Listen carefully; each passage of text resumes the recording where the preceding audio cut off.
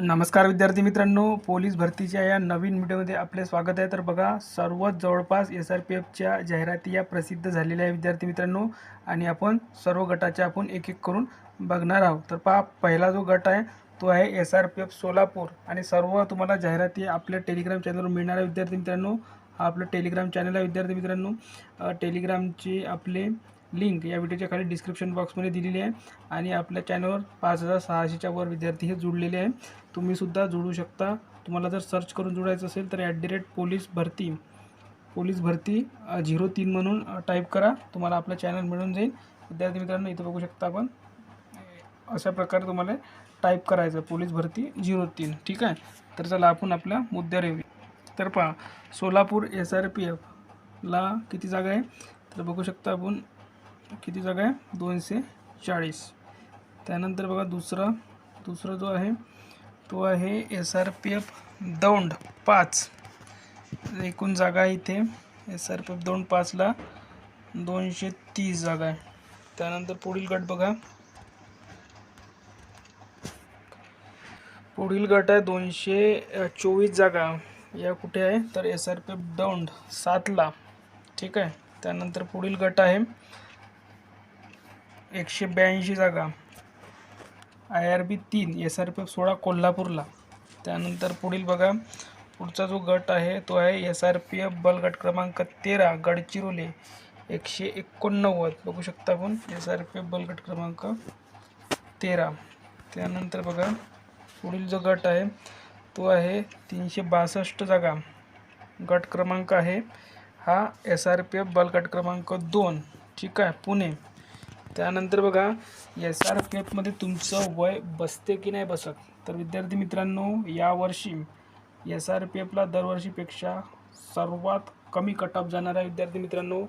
कमीत कमी 4 ते 5 मार्कने कट ऑफ कमी जाणार आहे। त्याचं कारण म्हणजे की खूप काही विद्यार्थी हे वयामध्ये बसणार नाही आहे, कारण की वय वाढ मिळणार आहे की नाही मिळणार आहे हे अजूनपर्यंत कन्फर्म झालेलं नाही आहे। कारण की विद्यार्थी मित्रांनो, आपण बघू शकता राज्य राखीव पोलीस बलातील सशस्त्र पोलीस शिपाई पदासाठी वयोमर्यादा दिलेली आहे, आणि किती वयोमर्यादा असते तर कमीत कमी तुमचं वय खुल्यामध्ये 18 पाहिजे, आणि जास्तीत जास्त 25, म्हणजे 25पेक्षा तुमचं जर जास्त वय असेल तर तुम्ही SRPFला फॉर्म भरू शकत नाही। त्यानंतर तुम्ही कोणत्याही कास्टमध्ये असाल तर विद्यार्थी मित्रांनो कमीत कमी 18 आणि 30पेक्षा जास्त नाही पाहिजे, ठीक आहे। तर तुमचं जर 30पेक्षा जास्त असेल तर तुम्ही SRPFला फॉर्म भरू शकत नाही। यावर्षी 4800 जागा या SRPFला आहे। आजपर्यंतच्या इतिहासामध्ये 1000, 1200 किंवा 1500च्या वर जागा आजपर्यंत SRPFला निघालेला नाही आहे। यावर्षी भरपूर प्रमाणात जागा आहे विद्यार्थी मित्रांनो, आणि तुम्ही जागा बघितल्या पण असेल की प्रत्येकच कास्टला जागा देण्यात आलेला आहे। तर पहा विद्यार्थी मित्रांनो, खूप मोठी संधी चालून आलेली आहे SRPFसाठी, खास करून विद्यार्थी मित्रांनो। कारण की जिल्हा पोलीसला तुम्ही मुंबईला फॉर्म भरा, कुठेही भरा, तिथे कॉम्पिटिशन भरपूर राहणार आहे। चालकसाठी सुद्धा कॉम्पिटिशन राहणार आहे, आणि कारागृहासाठी सुद्धा कॉम्पिटिशन राहणार आहे। सगळ्यात कमी जर कॉम्पिटिशन असणार आहे तर ते असणार आहे SRPFला।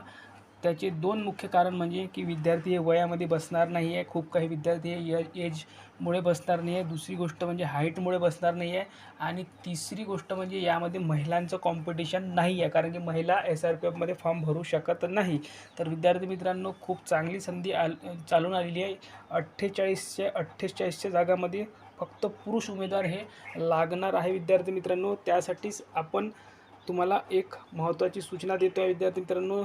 4 मार्चला मुंबई आझाद मैदानला आपलं भव्य असं आंदोलन आहे विद्यार्थी मित्रांनो, आणि त्या आंदोलनाचे लीड करताय मुकुल भाऊ किनकर।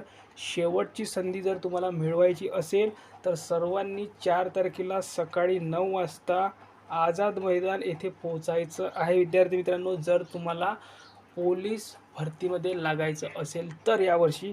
आणि तुम्हाला सांगितलेलं आहे की ओपनमध्ये SRPFला फक्त 25 वय आहे, आणि कास्टसाठी 30 आहे। जिल्हा पोलीसला तुम्हाला जर जायचं असेल तर कास्टला किती आहे तर विद्यार्थी मित्रांनो 33 आहे, आणि ओपनला 28 आहे। ज्या पण विद्यार्थ्यांचं 33+ असेल किंवा 28+ असेल ते विद्यार्थी फॉर्म भरू शकणार नाही आहे. SRPFमध्ये 25+ तुमचं वय असेल आणि 30+ वय असेल तर तुम्ही फॉर्म भरू शकणार नाही आहे. सर्वांनी मुकुल भाऊला कॉन्टॅक्ट करू शकता. आपण बघू शकता विद्यार्थी मित्रांनो, एका विद्यार्थ्याचं मुकुल भाऊशी बोलणं झालेलं आहे आणि मुकुल भाऊनी काय म्हटलेलं आहे बघा, बघू शकता इथं.